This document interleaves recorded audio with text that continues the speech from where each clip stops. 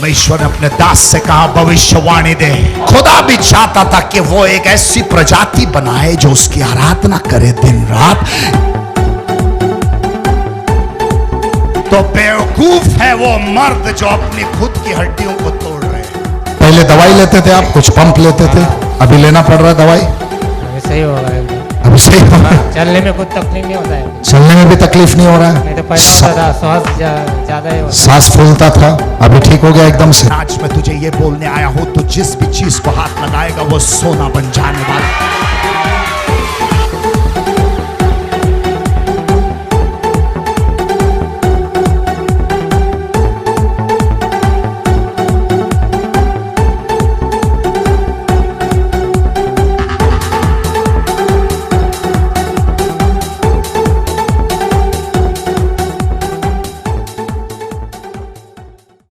अगर खुदा का प्यार मिला तो किसी और के प्यार की प्यास नहीं होती है। मैं मानता हूं और मैं जानता हूं तुमने मेहनत की है, पसीना बहाया है, लेकिन उस पसीने पे अगर प्रभु का आशीष नहीं होता तो तुम कभी आगे नहीं बढ़ पाते थे। खुदा तुमसे प्यार करता था, इसलिए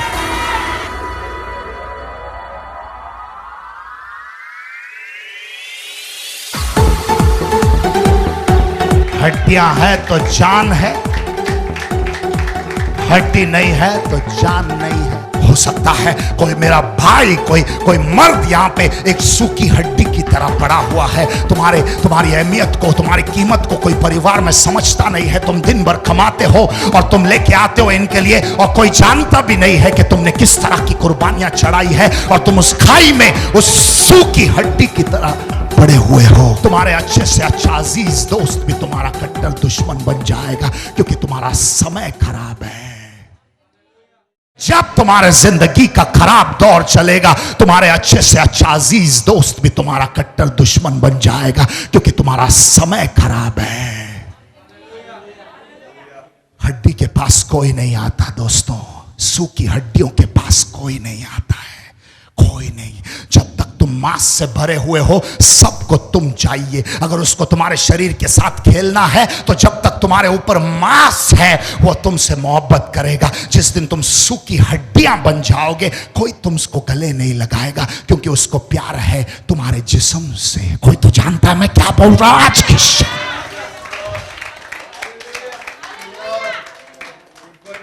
सूखी हड्डियां खाई में गिरी हुई है, उसके तरफ कोई देखता भी नहीं है, कोई आता भी नहीं है। सूखी हड्डियां हैं। मैं जानता हूं तुम्हारी नई नई शादी जब हुई, सब कुछ अच्छा था तुम्हारे जीवन में, तुम बड़े खुश थे 6 महीने के लिए, लेकिन अब वो प्यार सूख गया है, वो उम्मीदें सूख गई है, वो सपने मर गए हैं, सब कुछ तबाह हो गया, और तुम गहरी खाई में पड़े हुए हो, और तुमको ऐसा लग रहा है कि तुमको परमेश्वर भी भूल गया है। लेकिन वचन में ऐसा लिखा है कि परमेश्वर ने अपने दास से कहा, जा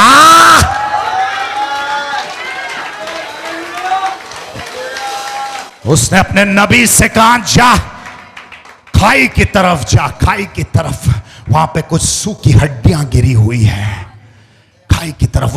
उसने नबी को अच्छे जगह नहीं भेजा, जहां पे सब कुछ सही था वहां नहीं भेजा, लेकिन भेजा सूखी हड्डियों के बीच में, और बोला, जा ऐसों को भविष्यवाणी दे, क्योंकि इनको जरूरत है वचन की। जा सूखी हड्डियों से बात कर, जाके सूखी हड्डियों को वचन दे, जाके सूखी हड्डियों में जान फूंक दे जाके, क्योंकि मैं फिर एक और बार इनको खड़ा करना चाहता, फिर एक और बार इनकी जिंदगी संवारना चाहता हूं। जा सूखी हड्डियों से बात कर, सूखी हड्डियों से बात कर। तुम में से शायद कोई तो यहां बैठा हुआ है, तुम्हारी जिंदगी इतनी रूखी सूखी हो गई और तुमको ऐसा लग रहा है अब तुम्हारी कोई उम्मीद नहीं है। क्या मैं तुमसे एक बात कर सकता हूं? जरा ध्यान दो, परमेश्वर ने इतनी सूखी टूटी हुई हड्डियों पे भी हार नहीं माना। उसने हड्डियों पे हार नहीं माना। उसने बोला, तो क्या हुआ अगर इसका चमड़ा गल गया है, तो क्या हुआ अगर इसका खून चूसा है लोगों ने, तो क्या हुआ, सूखी हड्डियों पे भी घबराना नहीं, मैं यहीं पे हूं। सू की हड्डियों पे भी उसने उम्मीद रखी है। घबराना नहीं दोस्तों। मैं नहीं जानता तुम्हारी जिंदगी तबाह होने वाली है या तुम सोचते हो सब कुछ खत्म होने वाला है। तुमको ऐसा लग रहा है सब कुछ सूख रहा है, शैतान तुम्हारा खून चूस रहा है, तुम्हारी उम्मीदें चूस रहा है, तुम्हारे जिंदगी का प्यार चूस रहा है, तुम्हारे परिवार की शांति चूस रहा है, और अब सब कुछ सूखा पड़ा है और तुमको लग रहा है तुम एक और कदम चल नहीं सकते। परमेश्वर कहता है ठहर, मैं अपने दास को बेच के अपने वचन को दे के तुझे फिर से खड़ा करूंगा।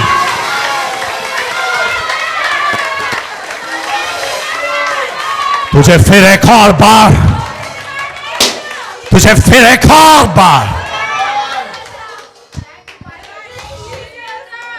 फिर से खड़ा करूंगा, फिर से खड़ा करूंगा। Hallelujah. Oh yes yes yes yes.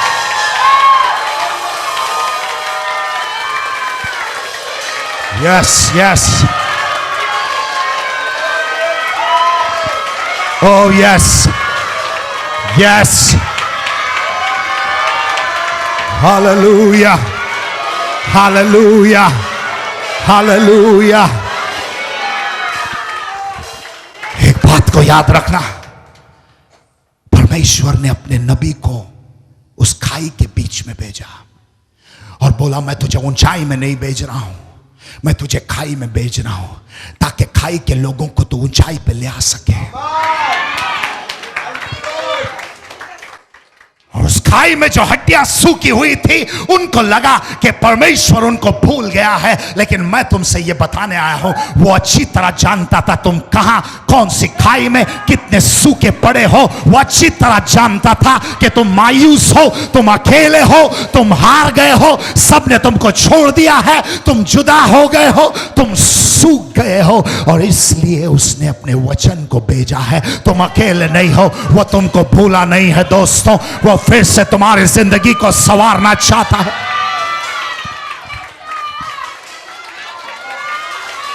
यहां पे कोई तो बहन है, कोई तो बहन है जो तन्हाई में रोती है अंधेरे कमरे में और सोचती है कि उसके जिंदगी में कुछ अच्छा नहीं हो सकता है। यहाँ पे कोई तो भाई है जो कहीं तो निराश है, वो जो बाहर से विश्वास दिखाता है लेकिन अंदर से उसको विश्वास नहीं है, अंदर से कुछ तो खोखलापन महसूस कर रहा है, अंदर से कुछ तो खुशी नहीं है ऐसा महसूस कर रहा है।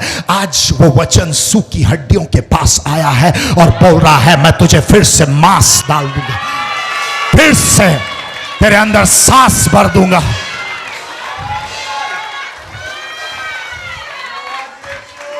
Oh yes, oh yes, hallelujah, hallelujah, hallelujah, hallelujah। परमेश्वर ने अपने दास से कहा भविष्यवाणी दे, और जैसा तू भविष्यवाणी देगा वैसा ही होगा। यहां कोई तो भाई है जो कुछ भी कर रहा है वो सफल नहीं होता है, लेकिन आज मैं तुझे ये बोलने आया हूं तू जिस भी चीज को हाथ लगाएगा वो सोना बन जाने वाला।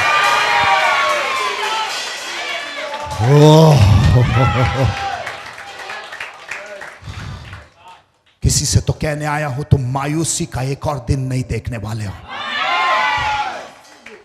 सफलता तुम्हारा साथी बन गया है, खुशी तुम्हारा हम सफर बन गया है, शांति तुम्हारा हमदम बन चुका है।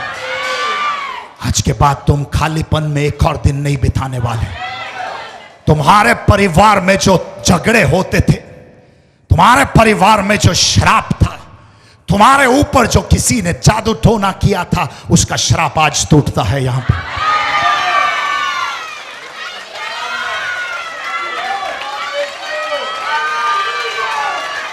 Oh Jesus, oh Jesus,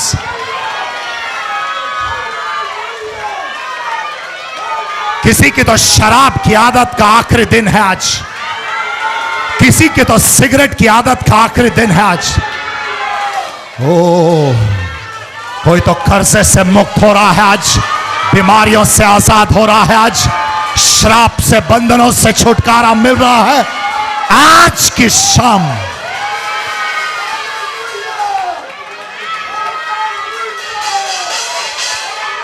होने दे फिर एक और बार।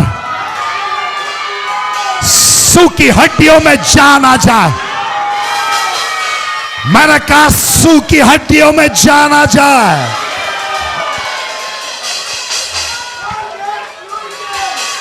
ओ हालेलुया।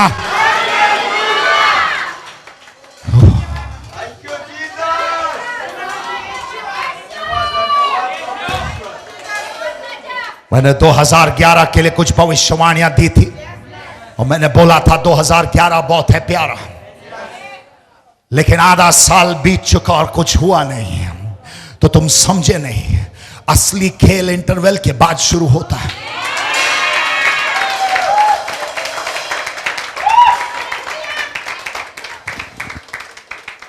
असली खेल सेकेंड हाफ में शुरू होता है। 2 साल से इनको दमे की बीमारी थी।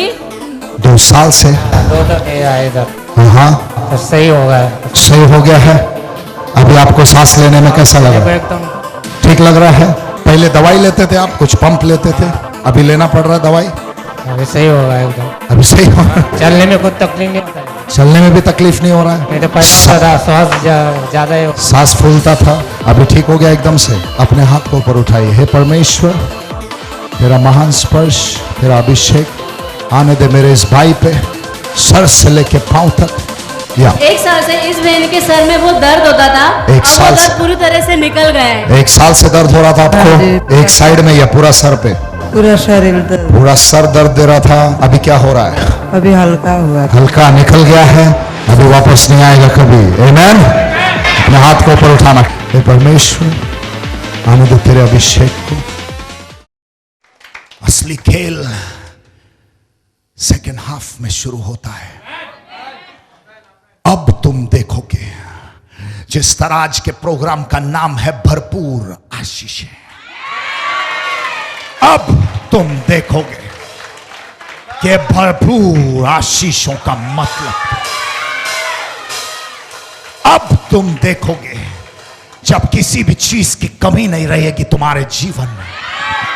अब तुम देखोगे कि परमेश्वर तुम्हें किस तरह इस्तेमाल करने वाला। अब तुम देखोगे जब तुम्हारा बैंक बैलेंस कभी खाली होने का नाम नहीं लेगा।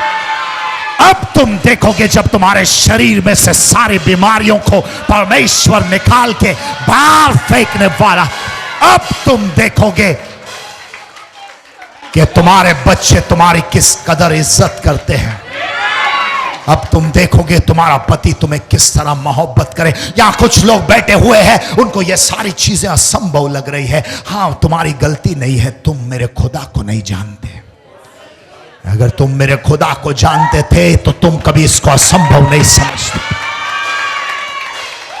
जो उसने मेरे लिए किया है, जो उसने हमारे लिए किया है, वो तुम्हारे लिए भी करने वाला है।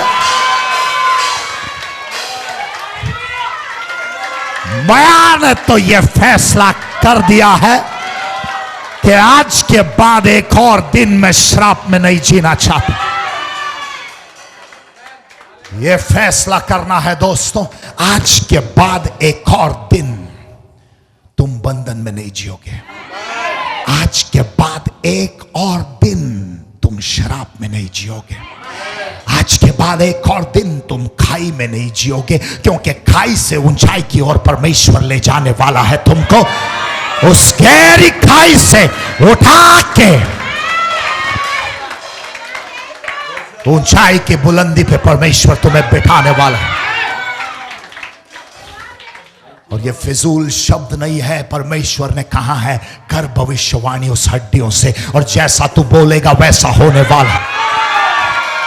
जैसा तू बोलेगा वैसा होने वाला है।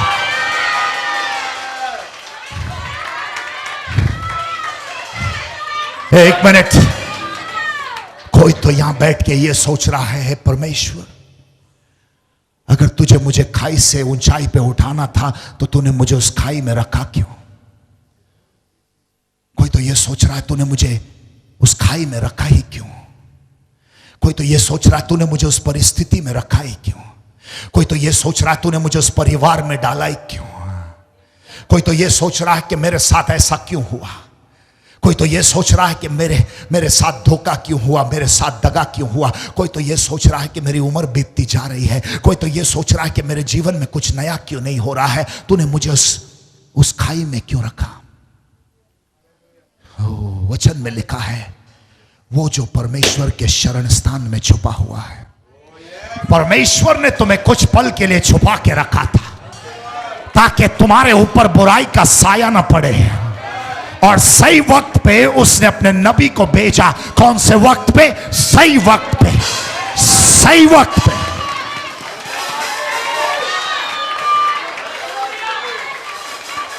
कोई तो बोलो सही वक्त पे।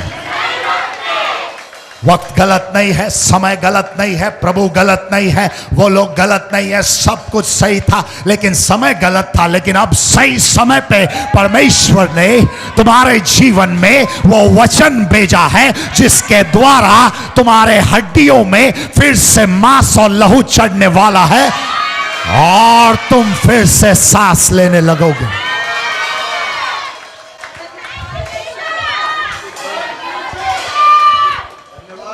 मैंने बोला सही समय पे। कौन से समय पे? कौन से समय पे? तुम सही समय पे पैदा हुए, तुम सही परिवार में पैदा हुए, तुम्हारी शादी सही आदमी से हुई, तुम्हारे सही बच्चे पैदा हुए। ये अगर तुम सोचोगे भी कि गलत है, नहीं, परमेश्वर ने तुम्हें बनाया है और जिसने तुमको बनाया है उसने तुम्हारे लिए सही योजना बनाई है। सही बात है। अगर तुम बोल रहे हो कि मेरा पति गलत है तो तुम पति को बनाने वाले की अपमान कर रहे हो। अगर तुम बोल रहे हो मेरे बच्चे सही नहीं है और मैं गलत परिवार में हूं, मेरे माँ बाप सही नहीं है, मैं किसी और परिवार में पैदा होना चाहिए, तो तुम बनाने वाले का अपमान कर रहे हो। क्योंकि जब उसने बनाया तो सही बनाया, सही परिवार में, सही समय पे, तुम्हारी उम्र सही है, सब कुछ सही है। ये मत सोचो तुम बूढ़े क्यों हो रहे हो, या इतने जवान क्यों हो, इतने मोटे क्यों हो, या इतने पतले क्यों हो, इतने काले क्यों हो, या इतने गोरे क्यों हो, इतने पढ़े लिखे क्यों हो, या इतने अनपढ़ क्यों हो, इतने नाटे क्यों हो, या इतने लंबे। तुम्हें सोचने की जरूरत नहीं है, क्योंकि जो कुछ भी तुम्हारे लिए सही था परमेश्वर ने वही किया तुम्हारे लिए।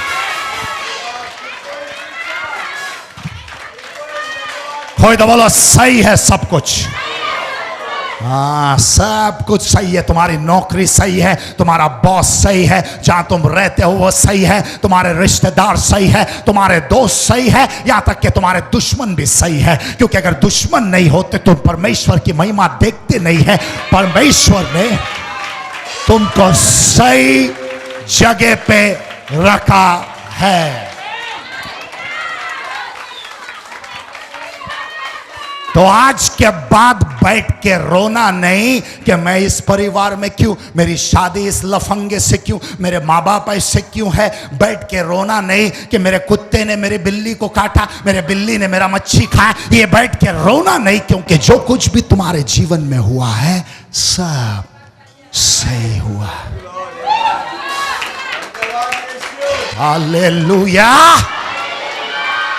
और आज जो ये सूखी हुई हड्डियां हैं, जो बीमार हड्डियां पड़ी हुई है यहां पे, इस खाई के बीच में जो सब कुछ खत्म हुआ है, जो हड्डियां सूखी है, जिसके ऊपर मांस भी नहीं है, जो परिवार सूखे हुए हैं, जो उम्मीदें सूखी हुई है, जो सपने सूखे हुए हैं, जो प्यार और मोहब्बत सूखे हुए हैं, जो रिश्ते सूखे हुए हैं, जो शरीर में कैंसर, अस्थमा, टीबी, ब्रोंकाइटिस, दर्द है पैरों में, घुटनों में, छाती में, सिर में, कंधे पे और ये हाथ पे, पैर में, जहां पे भी दर्द है, परमेश्वर बोल रहा है आज के बाद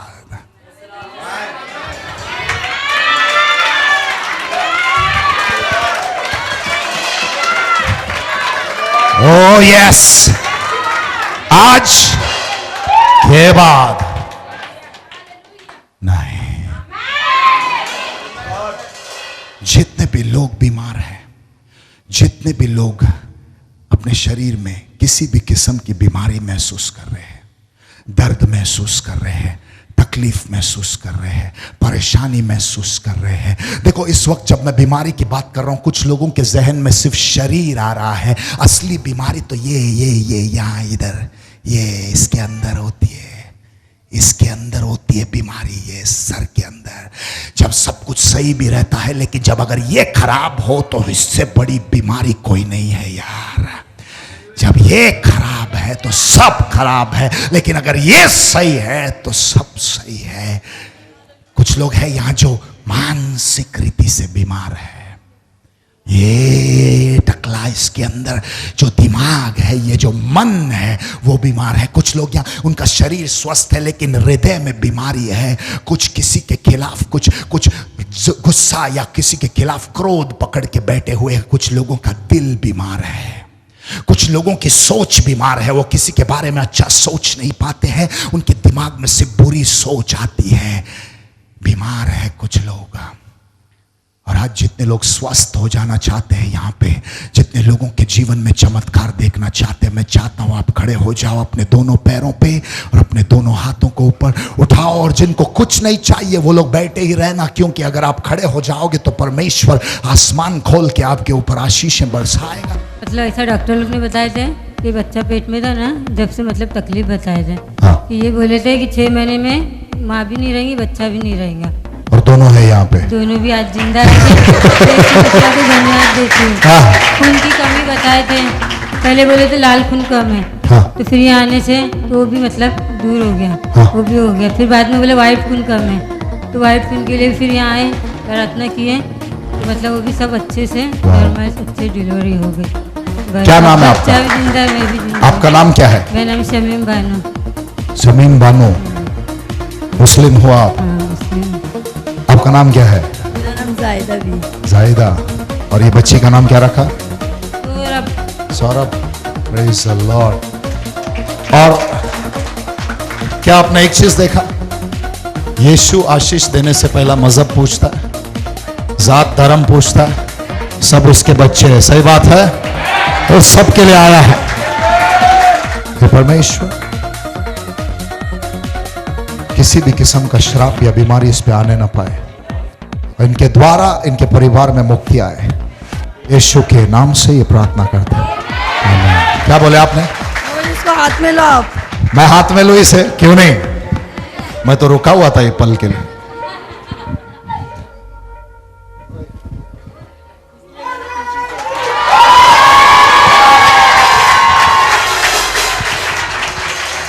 यस सर। ये भाई 2 लास्ट संडे पहले आए थे, हाँ। तो इनका मतलब कंपनी में प्रमोशन ही हो रहा था 3 साल से। ओके। वो कह रहे जैसे मैं यहाँ आया था मेरा प्रमोशन हो गया, वो कंपनी में मुझे मिला। तो पहला मैं ऑफिस बॉय का काम, ओके। अभी कमर्शियल एग्जीक्यूटिव में लग गया हूँ। Commercial executive. तो आप 3 साल से ये प्रमोशन का आप इंतजार कर रहे थे और नहीं मिला 3 साल से, और यहाँ एक ही बार कदम रखा आपने और परमेश्वर ने खाई से ऊंचाई पे पहुंचा दिया। Look at this. अच्छा अच्छा। 2 दिन से इस बहन को किसी बहन की तबीयत ठीक नहीं थी। हाँ। घुटनों में दर्द था। हाँ। अब वो पूरी तरह से चंगी हो चुकी है। घुटनों में दर्द था 2 दिन से, अब क्या हुआ? अभी ये अच्छा लग रहा है। हाँ। इसके लिए मैं शुक्रिया अदा करना चाहती हूँ किसका? यीशु का। यीशु मसीहा का। अपने हाथ को ऊपर उठाओ। हे परमेश्वर, आने दे तेरा अभिषेक सर से लेके पांव तक। यस। ये बहन कह रही कि इनका Praise the बच्चा Lord. बहुत डरता है, कुछ खाता पीता नहीं है, लेकिन ये कह रहे कि मुझे विश्वास है कि मेरा बेटा ठीक हो गया है। टिंगू, हाँ? बहुत डरता है, अब मेरे से नहीं डरेगा। क्या नाम है उसका? प्रेम। अभी क्या हो गया उसको? खाना पीना नहीं खाता था? क्या होता? खाना पीना नहीं खाता था और डरता है बहुत है। अभी तो मुझे विश्वास है यीशु पे। ओके। हे परमेश्वर, ये डर की आत्मा को आदेश है, आज के बाद ये परमेश्वर, ये बच्चा तेरे हाथों में हम सौंपते हैं। ये डर की आत्मा इसके अंदर से निकल जाए और अच्छी तरह से ये खाना खाए, और परमेश्वर इसे तेरी महिमा के लिए इस्तेमाल कर। और इस बहन को भी आशीष दे, इनके घर में परिवार में शांति आने दे। ये प्रार्थना है यीशु मसीहा के नाम से, आमीन। Praise the Lord. परमेश्वर ने अपने दास से कहा भविष्यवाणी दे। खुदा भी चाहता था कि वो एक ऐसी प्रजाति बनाए जो उसकी आराधना करे दिन रात। तो बेवकूफ है वो मर्द जो अपनी खुद की हड्डियों को तोड़ रहे हैं। आज मैं तुझे ये बोलने आया हूं, तू जिस भी चीज को हाथ लगाएगा वो सोना बन जाने वाला है। अपने श्राप, अपनी बीमारी और अपने परेशानी और अपने बुरी आदत को एक आखिरी बार बोलो गुड बाय। ऊंचाई की बुलंदी पे परमेश्वर तुम्हें बिठाने वाला है। कोई तो बोलो खुदा का हाथ मेरे सर पे है।